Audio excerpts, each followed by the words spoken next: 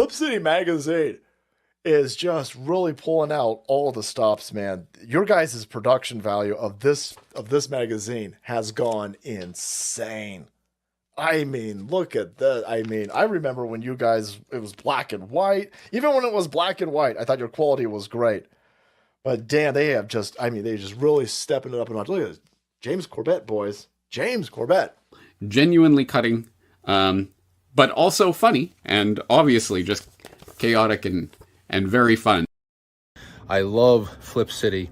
It has brought new types of badassery and integrity to the print medium.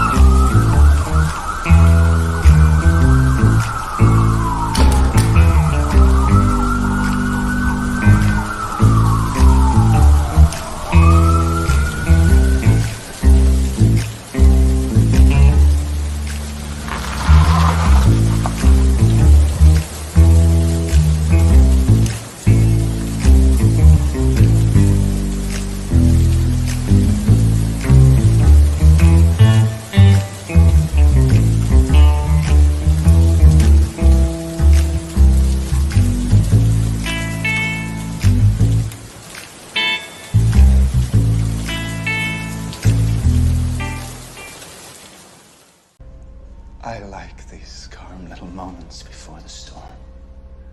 Money comes big, yeah. It's not small, no.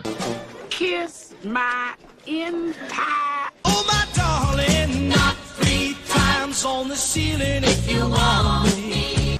Your coffee, sir. Thanks, beautiful. You're welcome. This is a man's world.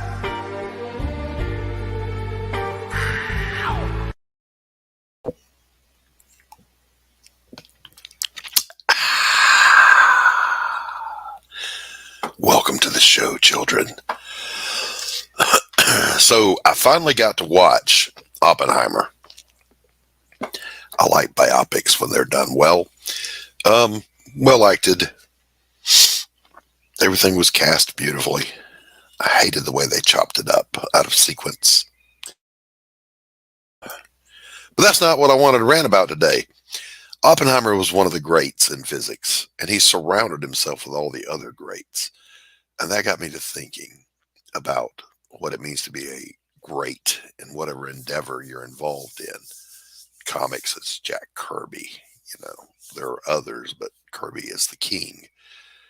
We think about Elvis Presley and early rock and roll. He was the king. Winston Churchill, George Patton. Greatness. And the question is, what does it take to be great at whatever. And is it enough to be great, or do you have to be known to be great? Do you have to be acknowledged as great? Or is it enough to be part of something great? I'm not great. I'm slightly above average. But I was part of something great when I was in the Navy. I served under Reagan. Our Navy hadn't been that big since World War II. Just because we were there, we won the Cold War. But I didn't do anything great. I just showed up and did my job every day. You're a great father, you're a great mother, you're a great whatever in your community. That's cool. But man, to be one of the greats, to be an Oppenheimer or a Kirby or an Elvis, think about what that's got to take. Nikki says, I think it's okay to just be okay. And I'm just okay.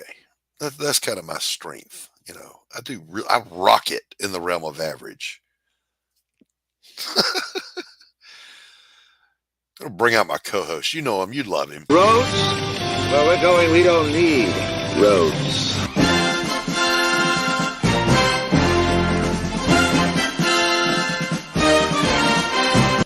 Gordon Shumway, nice to meet you. Interested in a new Buick? Nonsense. I've not yet begun to defile myself.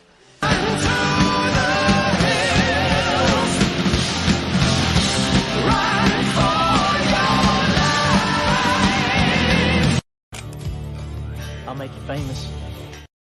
Just your average neighborhood co-host. That's it, baby. That's it. Who am I? I'm a nobody. I'm a nobody. Let me see. Nikki says, Doc, I'm down to 18 cigarettes a day. Please have a few for me. It's like some kind of hell. Those were real, weren't they?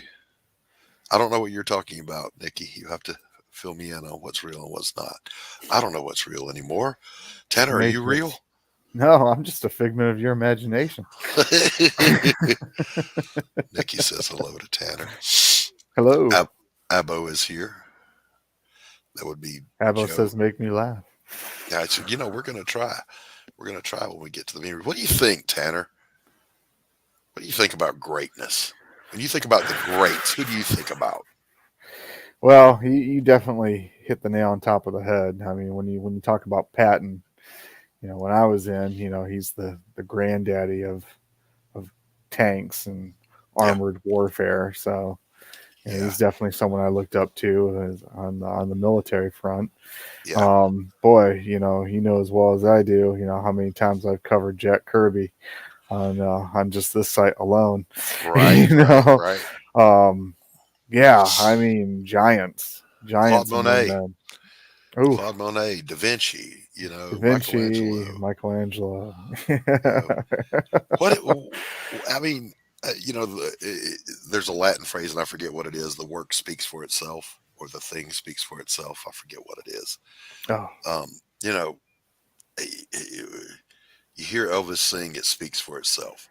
You look at a Monet, it speaks for itself. You look at Da Vinci, it speaks for itself. It's greatness. You look at Patton, the results speak for themselves. Battle of the Bulge, you know, he's consulting with Eisenhower. And he goes, what are we going to do to relieve him? He says, you let me walk out in the hall and make a phone call. We'll be turning around and rolling in 24 hours. And he's like, that's impossible. He goes, no, I already had him leaning that way. He had already planned to go ahead of time. You know, the greatness speaks for itself. I don't know. You know, a lot of times I think it's a little bit of extraordinary in the individual. You know, there's always something a little extra, you know, in there. And, you know, when you think about it too, the greats, they all had almost as big of a fatal flaw in their character. You know, Patton, of course, you know, slapping the soldiers and shot the mules and threw them over the bridge to get a column through. And, you know, Monet and his affairs that he had. Elvis, and of course his he died on the toilet, boys and girls, but he also thought he could dissipate clouds with his mind. Okay. I don't know that Jack Kirby had any of those things, though. Well, Jack actually was so involved in his, creative affairs that he actually couldn't drive himself. Oh. He almost crashed one time picking his kids up from school. There was a story that was told by his son, I believe. And he almost crashed because he started thinking about like the fourth world or something. And right. See, see, that's what I'm talking about. Monet. That's why he needed Roz. I mean, Roz was like his rock. God, yes. I mean, yes, and I remember hearing that from Glenn.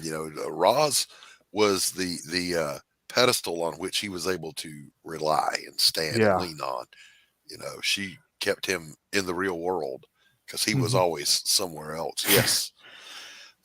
So maybe, I don't know, maybe I need to go a little crazy. And if I want to be great, I gotta lose my shit a little bit.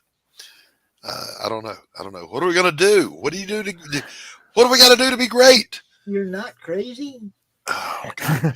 I thought you were crazy all this time, dude. No, I mean legit crazy, not just the garden variety crazy. Everybody's a little bit crazy. We're all mad down here. Yes, we're all a bit mad down here. Greatness. George Carlin pretty much has said everything we've ever said on this whole show, this whole time. That's great. Yeah, Carlin was a great said it comedy. Long before. I mean, he's still relevant today, which is what makes him amazing. Yeah, you could literally clip Carlin and have a debate with somebody today and just use clips of Carlin. Yeah. Yes. No doubt about it. It's amazing. But this true greatness is such a bizarre thing. It's lightning in a bottle. It's kind of the point I was making. It's timeless. Yes, it doesn't end. It's an unexplainable phenomenon to be truly great. It doesn't go away. It's going to be great. It's going to continue to be great. The next generation, the generation after that. Correct. Like you said, Da Vinci's, all these, that greatness ain't going to go away just because time went on. Yeah. Yeah. Every prime minister of the UK has always said that they forever live in the shadow of Winston Churchill. He was their absolute greatest PM ever.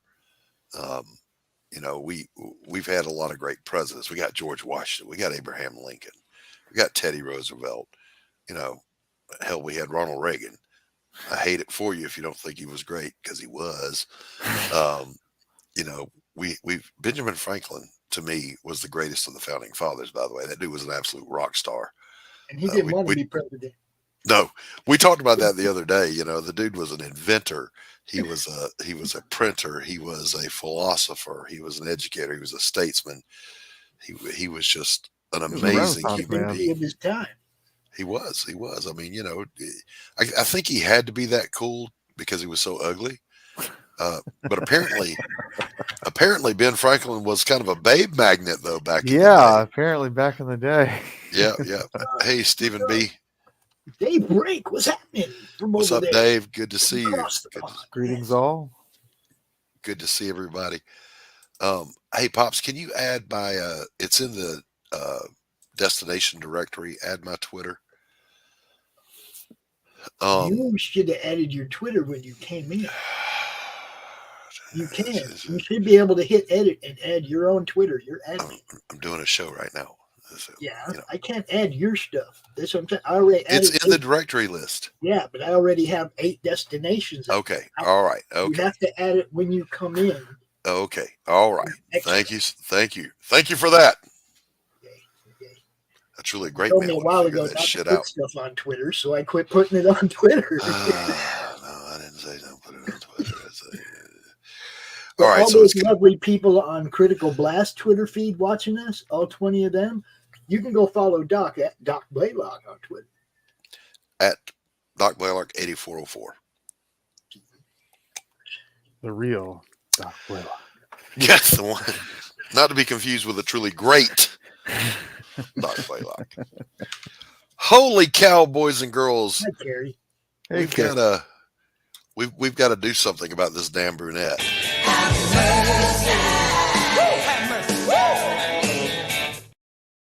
Now, we have to explain for the Twitter people, Doc. Yes. You have a poll. Yes. You get to pick. But you have to go to the Madness Network, the Madness Comic Network on YouTube to click your vote. Okay? Correct. So we've got a returning champion brunette this week. You can vote for her. I think she's our first brunette to be a returning champion. Yeah. This week, her challenger from the blonde camp is this average-looking chick that was just hanging out in my backyard for some reason. I don't know what was going on with that. And then this holy cow. Damn, Doc. That one's going to beat the other Ginger when they get down to the finals at the end of the year. Okay? Yeah, that one's got that Scarlett Johansson eyes look. That look. Ooh. Oh. I'm just saying, so be sure you get over, boys and girls, to the YouTube channel, Madness Comic Network, Lord. and throw a vote.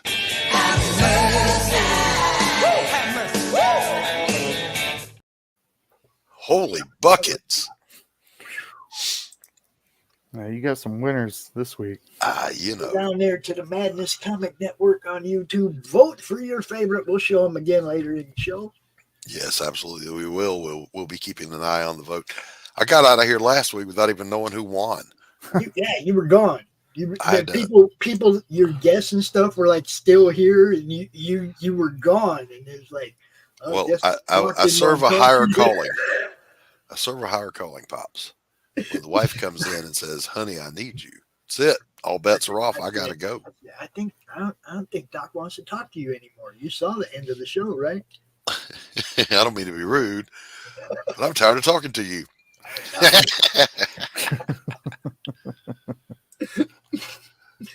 So today, hey, Christian Zaff is hanging out in the chat. Good to see you. What will be done to the winner? I don't like the way you phrase that, Dave. I know, huh? It's like nothing. I'm doing nothing to them. Holy cow. I mean, Dave, give us suggestions for what you'd like us to do to the winner. There you go. Look, from Twitter, it's Jens Freakhaw. Jens. Good to see you, Jens. From Twitter. See, you can comment from Twitter, guys. Yes. All right. So it's not the comment below in your news feed. If you're watching on Twitter, on your news feed, it doesn't work. You have to click on the show, like click on the actual video. It'll take you to a new screen with a chat window. You can drop your comments, and we will show them because we do, right? Hello, WD Smith. Good to see you. What is up, Great Wolf? Glad to have you with us. So we have reached that point in the show, however, where it's time to have a few laughs. Because if you can't laugh in today's climate, you may as well go jump in front of a... Anyway.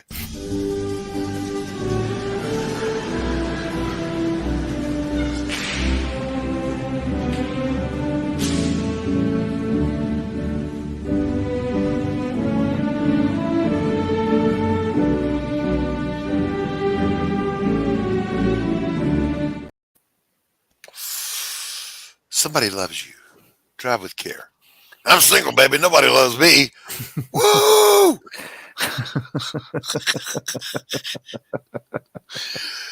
I felt that. I felt that down to my soul. When you thought you hit a dog, but it was just climate change protest. Oh, thank God. Yes. Oh, it's not like it was something that mattered. Oh my God, Magic 8 Ball, am I stupid?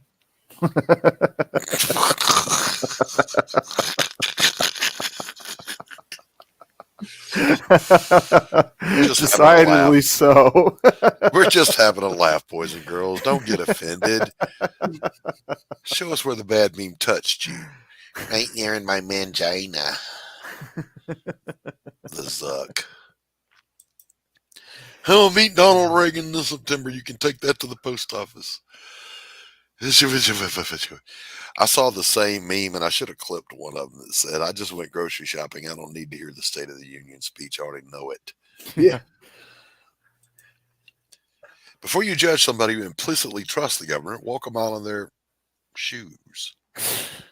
Yeah, I wanted to make a meme of my own that said, I don't know about the State of the Union, but I know about the shape of it, and then put a picture of a banana. Put a picture of who? A banana. Okay, all right.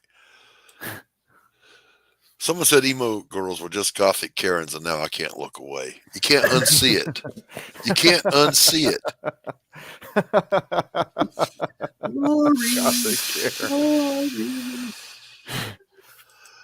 Bam.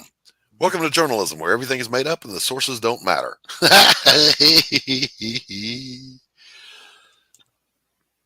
And just one more for the, for the Biden boys. Sniff and snort. Oh, no. What's the difference between Joe and Hunter? One sniffs and one snorts? Yep. The dangerous rise of men who make woke women. Why won't she date me? Run away! Run away!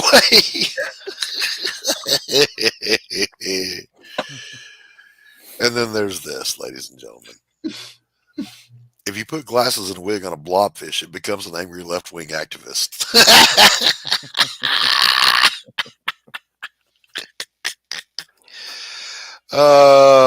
Listen, if you're offended, That hurt my eyes, Doc. Hurt. If you're offended, my work here is finished.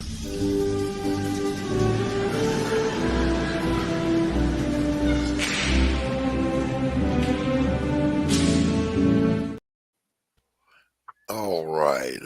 My goodness gracious. Harry said she sent you a good meme, Doc. Yes, you did, and it's going to be on next week's show. Everybody's offended. We did our job. My work here is finished. I'll sleep just fine. Well, not entirely. We do have a guest. Good night, everybody. I'm just kidding. I'm kidding. We have a great guest today. So Bill Mouse was going to be with us today, but Bill had something come up and he couldn't be here.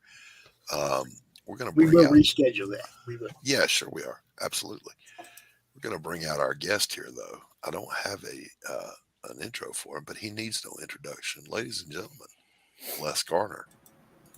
Yo, welcome, yo. Les. Yo. For those Howdy. of you who don't know, what up? Les drew this particular piece right here of Pops. So Les, before we get years back, before we get ripping and roaring here, tell people who you are and why they should love you. Oh, I'm the comic slinging hillbilly. Let's see. I wish all these damn messages would stop. I'm getting dinged on multiple devices all over the place. Kind of Me crazy. too. Right now. It's a crazy day for that. Yes. Yeah. Yes. So, name's Les Garner. I sign everything LL Garner. I've been She was on the stream giving us a hard time the other day. Oh, that was funny. That was some funny shit the other night. Yeah, horror. Yeah, I'm pronouncing it. You just can't hardly hear. I'm saying horror, but it's like would I like a whore or a pizza? Oh, yes, pineapple on a pizza is a horror. Oh shit. Yeah, so I'm a horror. Oh my god, are you miming? This is gonna be a running joke everywhere now. Yes. That whole horror genre is one I really love. Where I come from, there's a community called ore mines, and as soon as I saw horror, I'm like horror mines. Yeah. Oh God, yeah. No, I'm a comic slinging hillbilly. I come from the deepest, darkest bowels of Appalachia. So,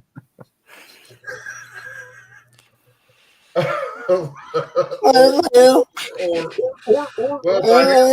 I had two hands to use, I'd do the little clap. But I'm not recovering at that point yet.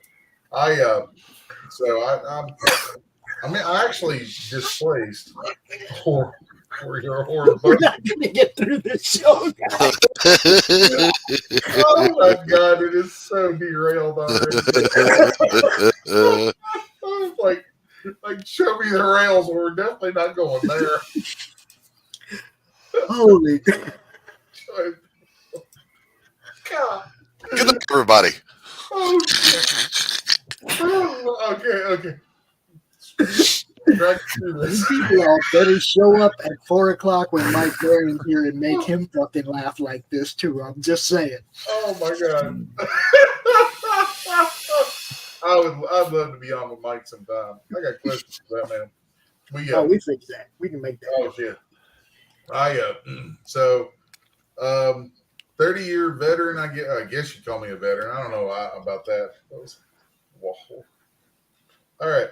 I started drawing comics at the ripe age of 19, and then that was in 93.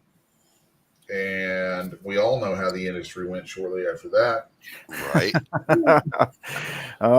Yeah. It's like, some bells cannot be unrung. And, some situations can't seem to unfuck themselves. So, anyway, as the industry decided to crap on everyone and me included, I ended up migrating based on the experiences in comics, I ended up migrating over to doing storyboards for ad agencies. And that was interesting. Which I'd already been into computers and stuff, since the late 80s, early 90s, really first, working on stuff in like school labs and things like that. And then building a computer for myself in 93. How white men do what? What's up, John Dillard? But I'd gotten into, I taught myself 3D modeling back when you had to do it via text. So I used to code 3D models, custom 3D models for building,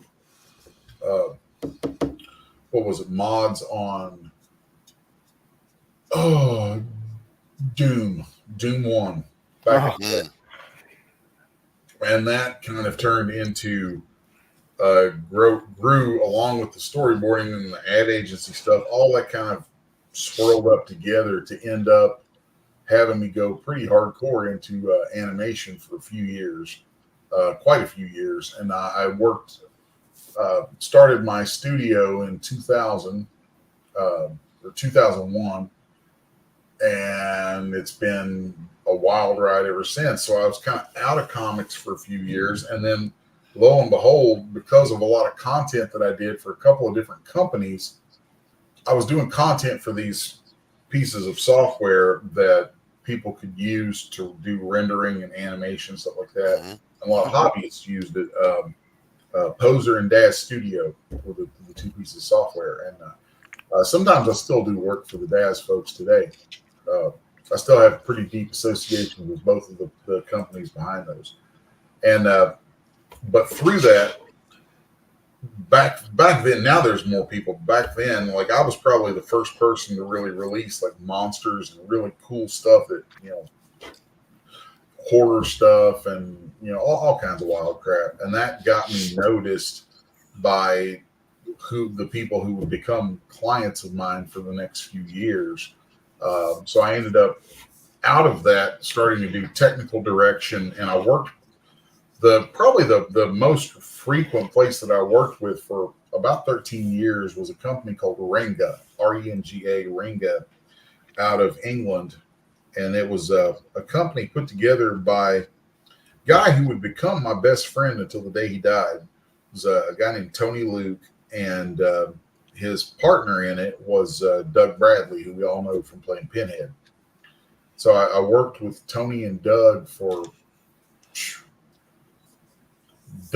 about 10 of those years off and on, but mostly with Tony for a good 13 years. And like that ended up, at one point, I ended up animating and directing a music video for Judas Priest out of it. Nice. That's Which cool. one?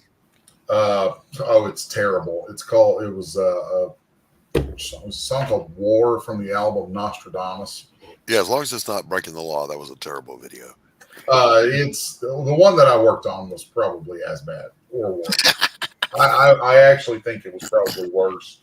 But it was a sad situation that got me that opportunity because my friend Tony, I've been brought in as the character designer and technical director, which what a TD does in animation is typically oversees pretty much everything downstream.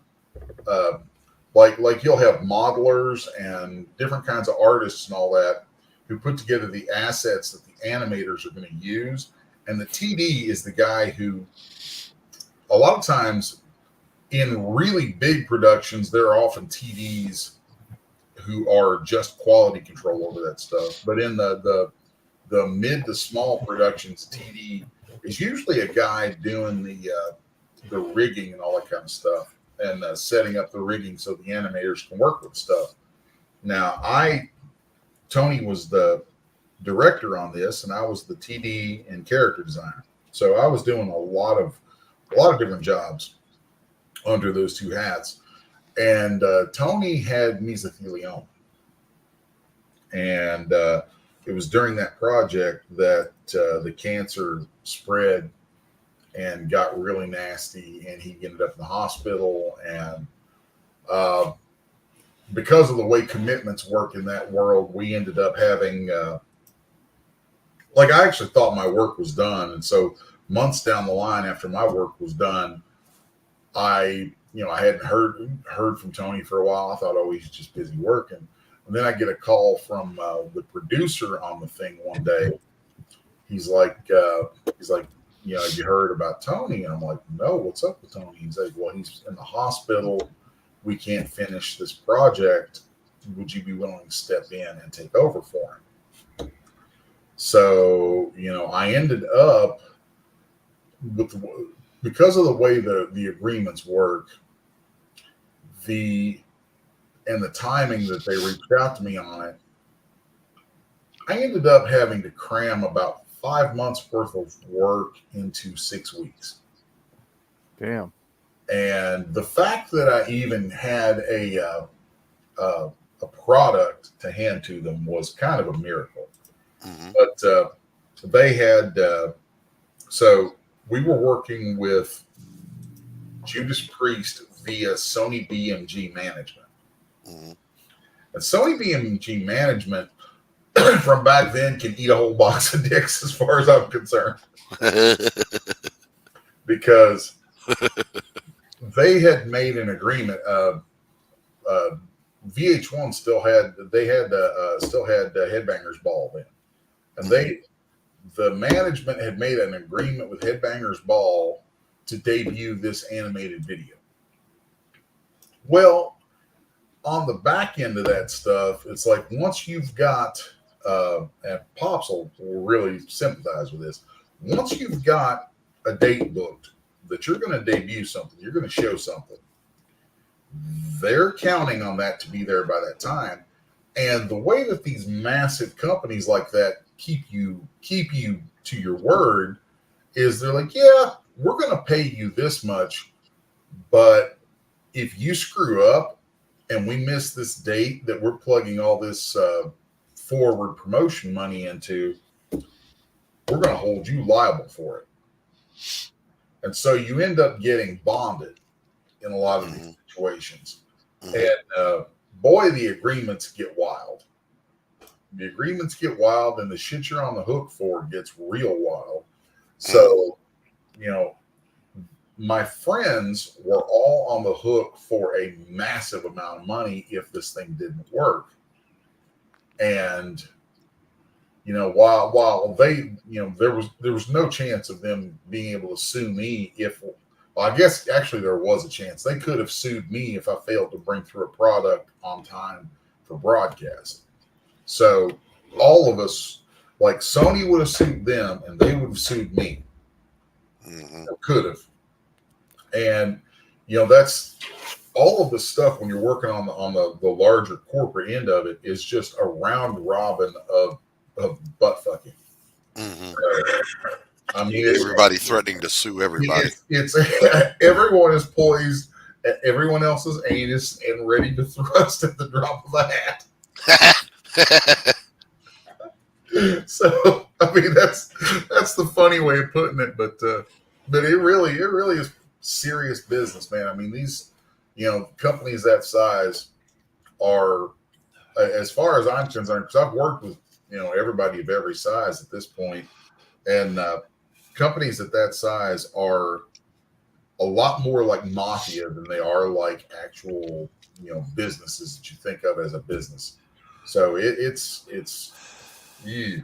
But anyway, all that to say, it's God, I didn't mean to dive into that story, but it was in the midst of all that, I ended up doing a bunch of work for Brian Haberlin, and a different project that I was on with Tony and Doug was actually written by Alan Grant. And so through all this stuff, it's like I stepped away from comics to go start a family, become an art director for a couple different companies and do animation. And then I built my own studio out of that. And then once I had my own studio and was doing all this stuff, it all brought me back in contact with all these people in comics.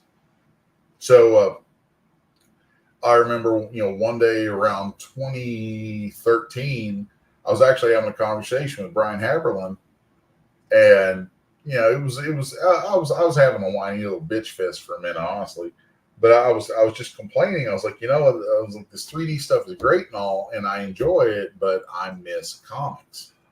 I'm like, dude, Brian at that point was definitely the most influential person I personally knew in the comic book industry. And I'm like, dude, I want to do comics again. Hook me up. What do I got to do? He's like, start making one. I was like, what? He's like, yeah, just start making one. He's like, start making one and go from there. And so I started tinkering around with this idea, and I ended up completing all these different projects for Brian, and we went our separate ways because he had other stuff going on, which is cool. Brian's a cool guy. But out of that, I never lost my love for making comics, and I still drew, like constantly. I still read comics, still drew comic related stuff all the time. Sometimes, I've got like old stuff that I would do along the way where I would just be like, I'm going to draw a couple of pages, do these little short stories as comics. So I started doing this thing that became Apocalypse Girl. And Apocalypse Girl went from just something I was just doing and screwing off with to becoming something that really means the world to me. And I ended up taking that to Source Point Press because of Dirk. Now, all of this ties directly into the project I'm on right now with Homestead.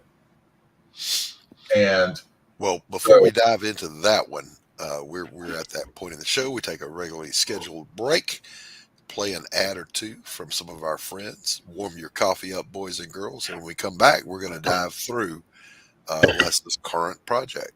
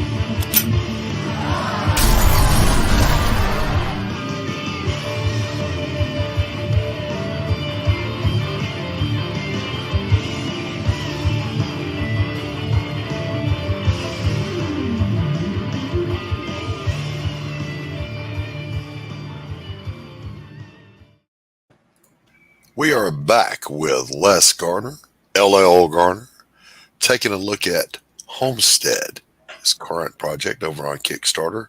Walk us through this thing. Okay. So, Homestead, the short version of it is that Homestead is a Native American werewolf story set during the westward expansion. The deeper cut for that, but still short, is to say that it's a story of how far two families will go to protect each other, protect their way of life. And it's the longer form of that is there's a family who are given land in the Homestead Act, and they go out west to what they believe is their land, and they encounter Lakota Indians. And the Lakota who they encounter, they've got a couple of folks who ain't too keen on them being there. And it all just goes to hell in a handbasket from there. And the thing that I have told Dirk, and I've said it publicly multiple times, that I believe this is the best thing Dirk's ever written for a variety of reasons. It's an extremely emotional story. It's very deep, very heavy. This is not like, there are things I consider fun reads, and then there are things that I'm just like, that's deep. And this is actually a deep read. And the way the families are portrayed in it is so what's the word I'm looking for? Relatable. Mm-hmm. Both families. And Dirk's quoted me on this. I've said numerous times now, I was like, the bad guy in the book is the United States government. Mm. Because none of the shit between these families would happen had it not been for the government. Right. And you can't blame any of the families in it. And so when you read it, every single character in it, every family in it, everybody active in the plot, you understand their motivation. Yeah, and if you can get the reader to sympathize with both sides of a conflict, you're writing very well. Yeah, and when I read, it was originally supposed to be 4 issues instead of just one thick graphic novel. And when I got the script for issue 4, what is now chapter 4, when I finished it, I immediately called Dirk and I was like, this is the best thing you've ever written. Because I was enjoying it up to that point, up to the ending. Mm-hmm. I was enjoying it. I was like, okay, cool. We're going back and forth. This is cool. Yeah, I can dig it. I can dig it. I can dig it. Then we get to the ending and I'm like, you stuck the landing, dude. You stuck the landing so damn hard on this. It ain't even funny. This is perfect. He managed to, there's a way that this story could have been told where you could pick a side and you could tell it from that view. Right. And then you could flip it and tell it from the other view. And in today's overblown political climate, each of those views would appeal to a select demographic. He manages to thread the needle with his writing and cut through to the actual truth in a way that I don't see happen. I think I see it happen very rarely in any medium, especially comics. And I actually think some of the people who even try to do that in comics are getting squelched by some of the companies they work for. Mm-hmm. And, so when I finished reading that script, I was like, dude, this is amazing. I'm glad to be working on this. And, it was a wild ride, Mm. Let's take a look at the trailer for this thing, shall we? Sure. All of this looks amazing, by the way.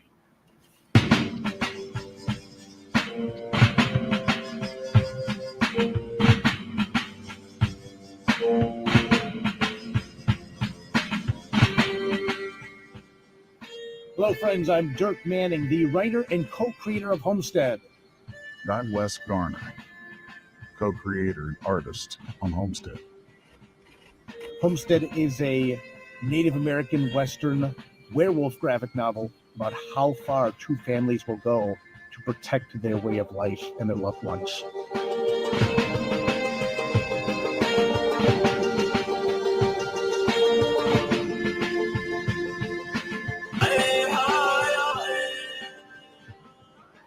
Joining Les and I on this project are colorist Colin Johnson, letterer Dave Lenz, Lakota creative consultant Ralph Blackhawk, editor Gina Joe, and of course publisher Sourcepoint Press.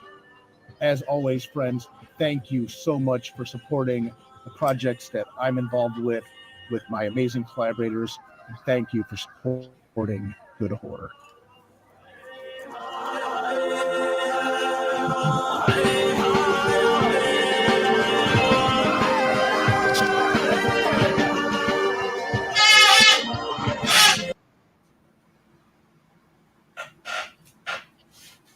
Oh, that was your chair. I was like, who in the world is drowning a puppy? That's just my chair squeaking when I move. All right. So, Pops, this is your forte. I'll let you walk Les through the campaign here. He can walk us through it. I'm just rolling. What's funny is I actually don't know that much about the actual campaign. I'm pretty happy about that. I'm very new to doing crowdfunding and doing Kickstarter stuff. So, working with Dirk on this has been a real good learning experience. Watching how he sets it up and all that kind of stuff. All this art is less, and it's beautiful. And that's what you need to know. It's beautiful. Thank you. Les, let me ask you a question. When you were first starting out in comics, what comic artist was it that just did it for you? What made you want to pick up a pencil and start drawing? 5 years old, Neil Adams. All right, Neil Adams. Good choice, sir. Neil Adams followed almost immediately by Bernie Wrightson. Oh yeah, hell yeah. So, and all through working on this book, Dirk was constantly saying to me, he's like, dude, release your inner Bernie. Yeah. Your inner Bernie. And I'm like, yes, I will channel you, Mr. Wrightson. That's a high bar to set for yourself. It is an extremely high bar. And so far in conversation, the people that stuff's been compared to the most have been Neil Adams and Bernie Wrightson. And I'm like, thank you. That's nice. Yes, that was my goal. So, I feel like with Bernie's passing, there are a couple of artists out there who still kind of work in that corner of the art form. One of them I'm loosely friends with, Liam Sharp. He's probably the most prevalent guy in that kind of old school inky vein. Then there's guys like I think Vince Locke and there's Tim a whole Vigil. Yeah, Tim Vigil. That's another one. Right. I'll tell you somebody else who's actually a big influence on me for this stuff. Though I nobody ever seems to pick up on it, is Tim Truman. Yeah, Tim Truman. And then looking at trying to think of who did it. It wasn't Tim Truman. Blueberry, the Western. I think it was a French comic artist who did it. Blueberry.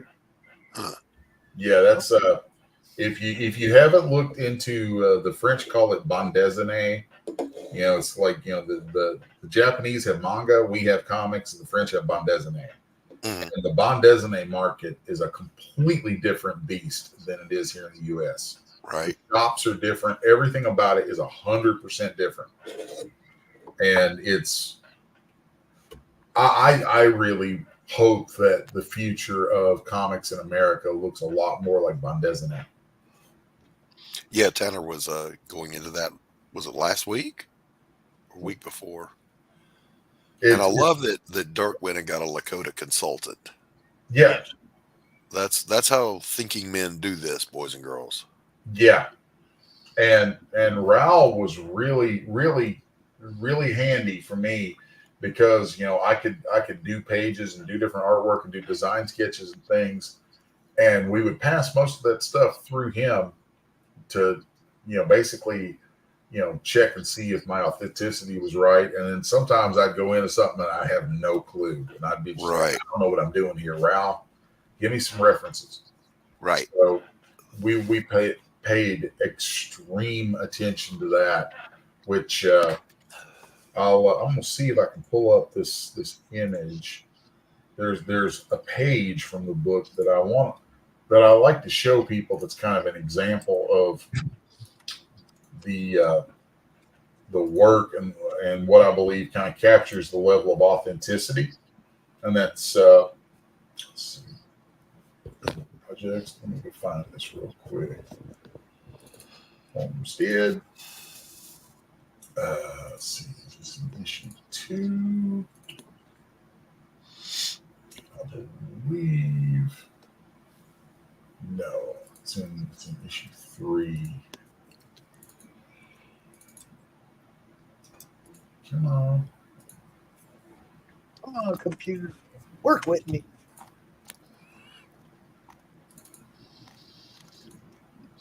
He also made these sculptures and stuff too, Doc. Oh yeah. If you cut back to my camera for just a second, then you can jump back to this. Here we go. There are meals. Yep. This is the prototype for the busts, and then the prototype for the big sculpture was actually done. Good Lord, about 2.5 years ago, when Dirk and I finally got to talk about working on this, I sculpted that as basically a first pass. I was like, because when he and I first talked, I was like, dude, this is werewolf stuff. We're going to do a Kickstarter. I was like, I want to drop a nice fat collectible, something that is just substantial. And he's like, sure, dude. So I actually did the sculpt of that werewolf before I ever drew a single page of the book.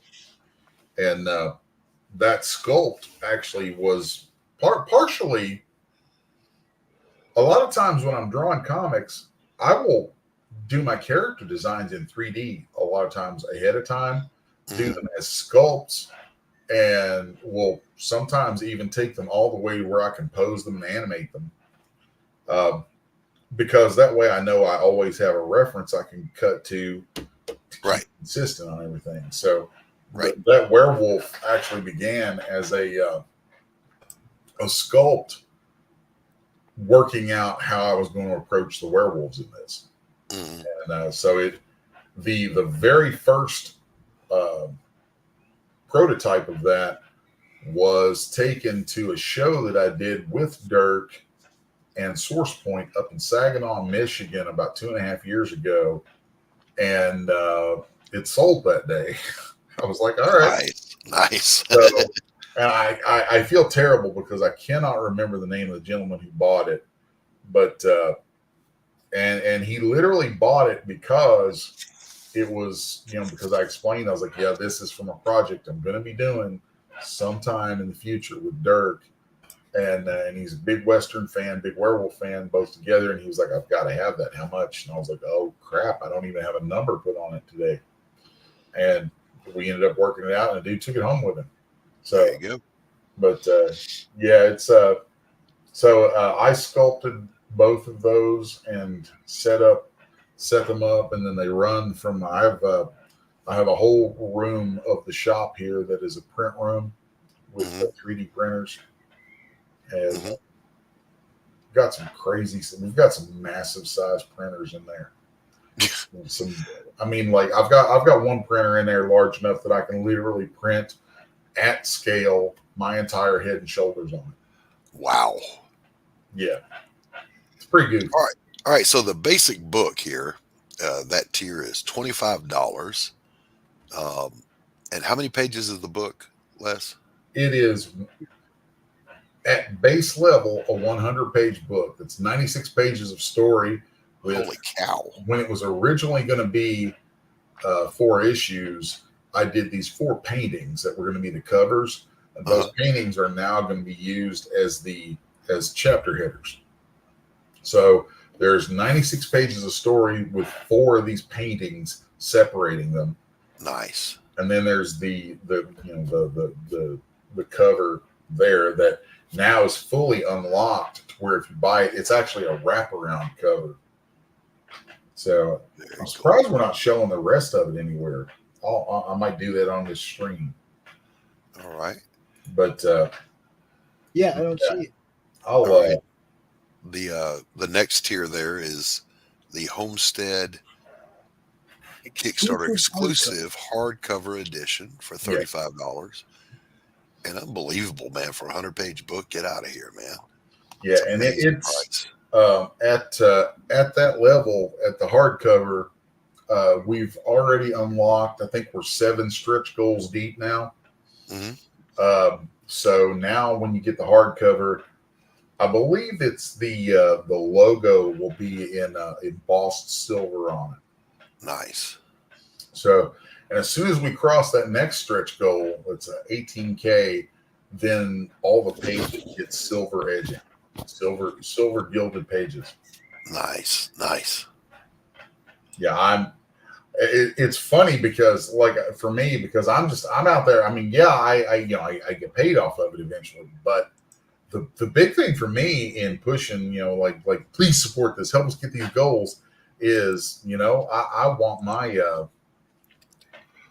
my copies to have like yeah. So that when I've got copies of those on my copy of that, I want my copy to be the big dog, everything on a copy. So right, yes. Yeah, all right, so let's help make that happen. If you haven't backed this thing, get over there and back it. It's obviously a great looking product, and it's obviously a value in the stretch goals and add-ons that are pretty wild.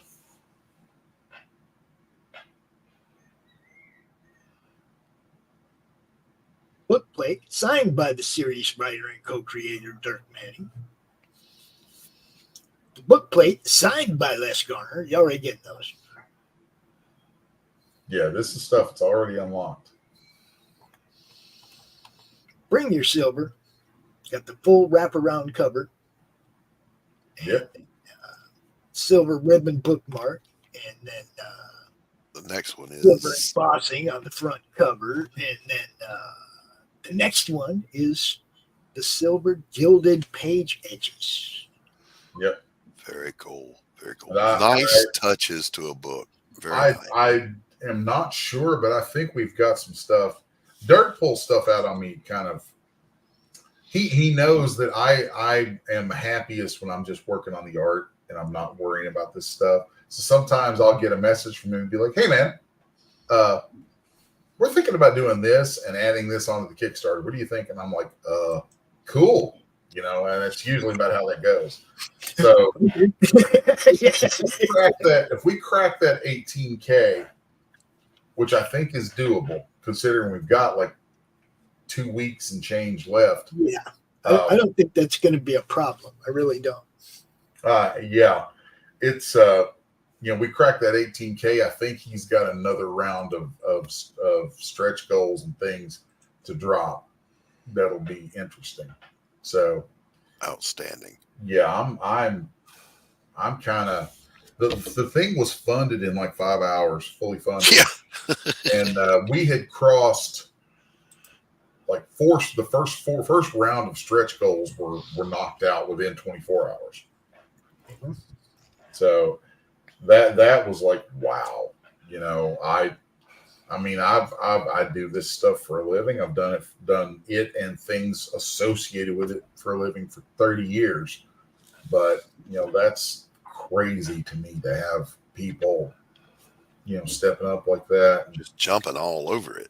Yeah. And this book is also a very emotional book for me because we had started production on it and I was, I think I had just finished with issue number 1 and was doing page layouts for issue number 2 when I had a double stroke.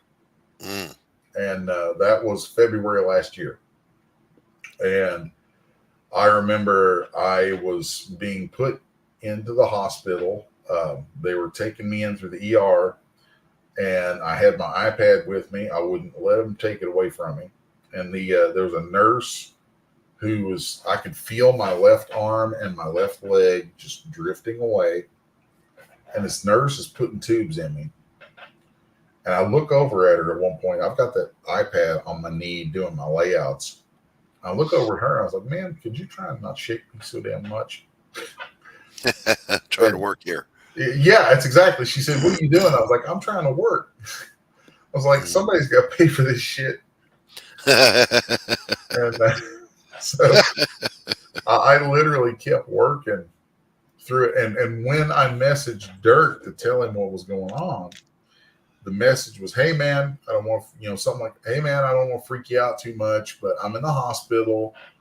Don't worry. I'm still working. And he's like, what happened? I was like, well, I had a double stroke. He's like, what the hell? Why are you still working? I was like, I told him, I was like, dude, this book's amazing. The story's amazing. And if it's the last damn piece of work I get to do, this thing will, nobody is going to pinch hit for me on this book. Right. Nobody is going to pinch hit for me on this damn book. This thing will get done. And if it's the last thing if the last page of this book is the last thing I do, at least you guys will have that, and this will live. There you go. There it is. There you go. I was in a hospital for 6 weeks, and I worked on layouts and sketches and stuff, designs and things for this the entire time. All right, boys and girls, we've reached that point in the show where we're going to open it up to the chat. If you want to come in and talk to Mr. Garner, if you have questions, comments, or you just want to contribute to the panel, you're welcome to do so. As always, if I don't know who you are, I will not let you on. And if you do come on, don't shit on the floor. It's that simple. Don't come in my house and shit on the floor. Oh, Les, who else did we know? Pop, somebody else? Levi went through something very similar. Here we go. Look at this. So this is, you wanted to bring this up because this is where you consulted with the Lakota consultant. Yeah, that page is probably, I think, the most. Well, I don't know. I love that page. That page also is already gone. That page was bought. Good Lord, a year and a half ago or a year ago. Yeah, not a year ago. Last summer. See, I'm stroke brain. Can't remember time. All right, so I have no stroke. And I do the same thing. So But yeah, I had that and a couple other pages from this in my portfolio when I was doing an Apocalypse Girl signing out in Knoxville, Tennessee, and a gentleman was flipping through and he was like, "What is this? What is this from?" And I was like, "Oh, this is from a thing coming soon." Called home, told him about it. And he's like, "How much?" He's like, "I want that." And I'm like, "Okay." I mean, whatever helps keeps the lights on. That's exactly the whole point. As artists, as much as we love our work, we like to be able to eat. So by all means, buy it. Yeah. It's like I don't make this stuff for my health. I make it. I mean, I shouldn't say that. I am deeply emotionally attached to a lot of what I make. Right. But what people don't get is that, at least for me, the work isn't finished until it has a viewer. Exactly right. So, and when there's a viewer who enjoys something so much or it means so much to them, they want to own the original. Right. Well, let's talk. Who am I to stand between you and giving me money? Yeah, that was a page from it. I'm gonna pull up a couple other things. Sure. Let's see here. Just back it already. And let me get back over into here. So there you go. That is the which chapter is that to? Can't remember. That's one of the chapter paintings. So, and the originals of those are like 2.5 feet wide by 3 feet tall. They're big paintings. 24 by 36, yeah. Yeah. So now, what medium did you paint in? It's acrylics. Okay. Acrylics and back and forth between traditional brushwork and airbrushes. Right on, right on. Yep. So I find that there's different influences of mine that come out in different mediums. Mm-hmm. And when I paint, when I'm painting on boards, I think I end up drawing out a lot of Simon Bisley influence. Mm-hmm. Mm-hmm. Bisley's a guy who I really love his stuff. Yeah. Yeah. So there's that one. Let me see if I got let's share. And see, I relate. I'm originally a fine art painter. I do impressionist landscape paintings, plein air. And when I did my first book last year, since the 90s, yeah. Someone said, "Why don't you? You're a painter. Why don't you color your own cover?" Like, have you ever looked at an impressionist painting? It does not translate to a comic book cover. I am far too heavy-handed of a painter to ever do colors. So that was a hard pass for me. So I get what you're saying. Depends on what medium you're working in, what you bring to it. Let's see. I'm going to share. I think, let's see, that's not what I want. 1, 2, there we go. And let's go over here, present, share screen, window, bingo. So what I'm sharing right now is, this is the first time I've shown anybody the full wraparound cover. Beautiful. So that was fun. Then I think I went through a couple different color iterations on it. Okay, there it is. That's the one we actually settled on. I like that one better. Yeah. And then there it is, just straight ink. Beautiful work. Beautiful. Thank you. So that was that's me channeling my deepest inner Bernie. Yeah, and that is a truly magnificent looking werewolf. You know, a lot of them just look like dog men. People know them. They don't look like what I picture a werewolf to look like. That does. I am a werewolf nut, and when like Homestead has been a part of my relationship with Dirk since the very first time we ever spoke. Mm-hmm, mm-hmm. And that was 2013. Mm-hmm. I had a little preview thing put together and was shopping Apocalypse Grill around, and I was set up at a table across from him at Tricon in West Virginia. Mm-hmm, mm-hmm. And great show, by the way. Tricon's a really good show. Mm-hmm. But I saw this guy all in black across from me with all his books and stuff. I'm like, okay, cool. I walk over. Oh, this is pretty cool. This is neat. Okay. Yeah, cool. Got his business card. I went and sat down. And then things kicked up at the show. And I ended up having this line of people. Good Lord, it was obscene. I had I think 1,000 copies made of this little 10-page preview of Apocalypse Girl, and I was selling them for $1. Mm-hmm, mm-hmm. 2013, shit was a little cheaper, and so on. So, excuse me. These things were just flying, and I had a line that went from my table all the way down the aisle, past a couple other booths, and cut over in front of Billy Tucci's table. Nice. And Billy could see the whole line coming over to my stuff. And at one point, I'm sitting there doing sketches for people, and I'm burning these things out. And at one point, because Billy knew the people that I was with, I was actually at a table that was for some folks that I worked with from a guy named Bob Hickey, who does the Blue Line paper that we all use. Mm-hmm. So, and Billy, Billy and those guys know each other. So I'm sitting there burning out sketches, and out of nowhere, there's this face. It's like, whoop, right here beside my head. And it's Billy Tucci. And he's looking down at what I'm doing. And he's looking down, looking at me, looking down, looking at me. And he's like, I just wanted to see what was going on over here, man. I'm like, hi, Billy. What's going on? I'm like, I've never met him before in my damn life. And, I haven't spoken to him. Super nice guy.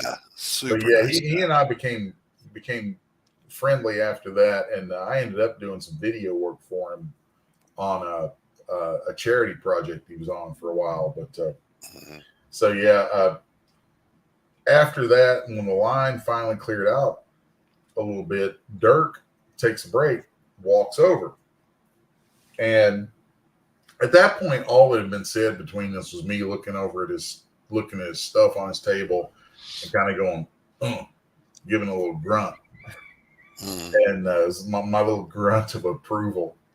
And he comes over and he starts flipping through the portfolios I had on the table. And there was this werewolf piece in there, and he's looking through the book, and he just kind of stops at one point and he looks at me and goes, I have a story, and you are the guy who was supposed to draw it. And I was like, okay. I'm like, tell me more. Who's going to say no to that? Who's going to say no to that? I'm like, tell me more, and how do I get paid? Right. And he tells me about it. I was like, okay, you're talking Old West, werewolves, Native American stuff. I mean, you had me at those. And that turned into a thing. Like he and I would talk about it. I still have the business card from that day actually sitting right here. And it's very nice. Very nice. It's got ink all over the back of it from where it sat in my art bin. Right. Yep. So yep. This actually fell into the bottom of my art bin and traveled with me to shows for years, and I just never threw it away. And then it migrated into another box of stuff eventually after I got divorced and moved. And that box was a box of stuff that went to conventions with me. So that card's been with me ever since. It's so weird. And I just stumbled onto it the other day and I was like, that's interesting. But very cool. Very cool. Yeah, we those fortuitous moments. Yeah. And Dirk had stuff to do. I had stuff to do. I was trying to get Apocalypse Girl off the ground, and that ended up going through 2 different publishers until a whole series of events landed me at C2E2 showing Apocalypse Girl with one of those publishers across the center from Source Point. Like they were over in the big boy comics section, and we were off in La La Land. Right. Terrible place. But Dirk knew I was there, and he came over to see me for a second. He's like, hey, man, can you take a break? I was like, yeah, I can take a break. Ain't nothing going on here. And I mean, it was C2E2, but it was, it wasn't that great. And so I get up. He's like, oh, bring one of your books with you. I'm like, okay. So I get up, grab a book. We toddle on over through to the big boy section. Source Point's got this big display there. And Dirk's like, Travis. And Travis is like, Travis is the publisher, and Travis is like, what do you want? Because he's out there hustling. He's hustling book after book after book. And Dirk's like, this is the guy I told you about. And Travis is like, you tell me about a lot of guys, Dirk. Who the hell is this? And Dirk is like, just take a look. So Travis comes over, and I kind of sheepishly hand him a copy of Apocalypse Girl. And he's like, what am I looking at? Kind of flopping it around. I'm like, Jesus, don't damage my product, dude. Flopping it around, and Dirk kind of says, it's Apocalypse Girl. It's his book.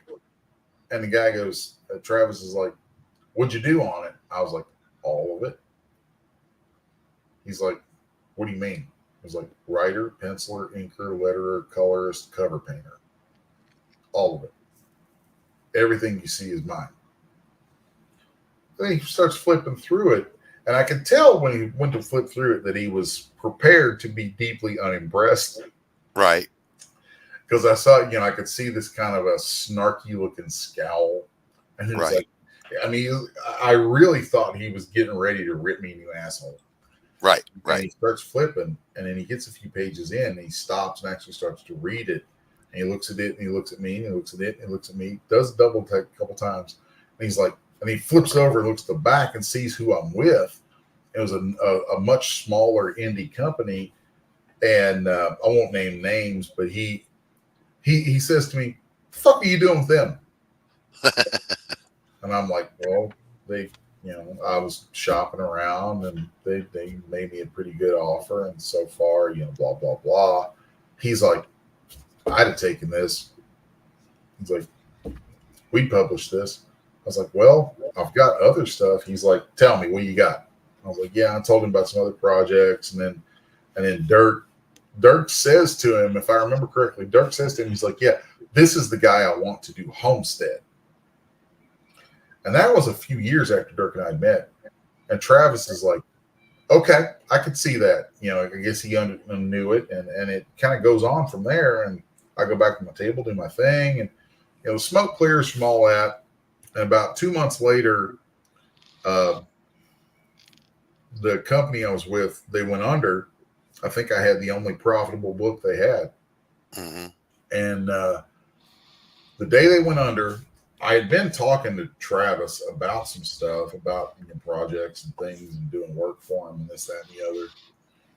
And the day they went under, I messaged Travis. I was like, "Hey, these guys went under. I'm going to be looking for a new home for Apocalypse Girl." And he's like, "Do you have a release letter?" So I immediately go over to the other window. I'm like, "Dude," I'm talking to the publisher. I'm like, "Hey, can you give me a release letter for this?" And he's like, "Already got it." Sends me a PDF right then. He knew it was coming. And then I just literally dragged it from one window into the other. And by the end of that day, Apocalypse Girl had its home at SourcePoint, and I began to work on stuff with SourcePoint, doing a lot of stuff with them. So yeah, it was that quick. It was just like pop. Actual paperwork was signed like 2 weeks later, but all the bones of it was right there then and there that moment, and that was all. It's so strange because these days, over the last couple of years, I've migrated almost entirely back to doing nothing but working comics. The circle of life is complete. I'm really. I mean, I started at 19, and now I turned 50 I turned 50 on the 19th of this month, and at 50, I'm back doing the stuff that I loved doing when I was 19, really full time. Right. And I have Dirk in great part to thank for it. I mean, really Dirk and Brian Haberlin. Right. Haberlin for being like, "Dude, just do one." Honestly, I don't know if he thought, "Yeah, you're good enough, do one," or if he was just saying, "Do one" to shut me up. Whatever the case, Apocalypse. Well, you got to have done one. You have to have done one before you can decide if that's what you want to do. Yeah, well, I had worked. Well, let's take a moment here and welcome Stephen B to the panel. Stephen, good afternoon. What's up, Stephen B? Did you have a question or comment for Les here? I'm just hanging out. Okay, just hanging out, contributing. All right, good to see you as always, Stephen B, one of the hardest working young men in comics. Stephen B also does draw stream on the network. Yeah. Oh, nice. Now we are. Is that your work, Les? Yeah. Yeah. That's fucking awesome. Next week, Les is going to be starting his own draw stream on the network, previous to Doc's show on Wednesday morning. Very cool. Very cool. Nice. All right, we are approaching the point of no return, ladies and gentlemen. It's about time to wrap this thing up. So again, this is Homestead over on Kickstarter. The link is in the chat. Get over there, give this thing some love. I want to thank my guest today, Les. He was a last-minute guest to come in to replace Bill Mouse. And it was superb having you on, sir. Thank you, man. It's good to be here. Yep. And I want to thank my co-host, Tanner Hurley. He had to pop out of here and go pick up his kid from school. And Pops, of course, as always, thank you. Stephen B., thank you. Chat, you guys rock, as always. Pops, play us out of here, will you? I could probably do that. What do we have left? What do we have left? We've got nothing left, dude. It's all about just good night, everybody. That's exactly Good night, right. everybody. Look, I don't mean to be rude, but I'm tired of talking to you. And don't think it hasn't been a little slice of heaven, because it hasn't. Well, what do you know? I finally got the last word. Good night, everybody. Quitting time.